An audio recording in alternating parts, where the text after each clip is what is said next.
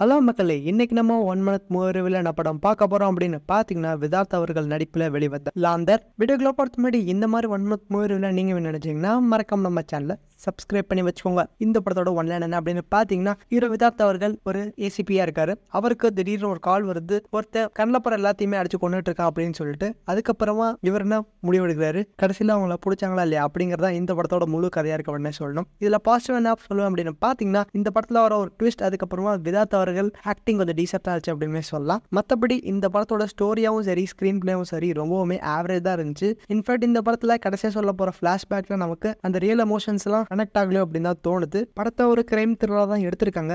ஆனா நமக்கு படம் பார்க்குறப்போ இது ஒரு கிரைம் த்ரில்லர் படம் மாதிரியே தெரியல. அந்த ரியல் இன்டென்ஷனை இந்த படம் கொடுக்கல அப்படின்னு சொல்லணும். ஓவராலா இது ரொம்பவே ஒரு ஆவரேஜான படம் தான். நீங்க வேணா இந்த படத்தை செக் பண்ணி பார்க்கலாம். சப்போஸ் நீங்க இந்த படத்தை பார்த்துருந்தீங்கன்னா மறக்காம இந்த படம் எப்படி இருக்கு அப்படின்னு சொல்லிட்டு போங்க. தேங்க்யூ.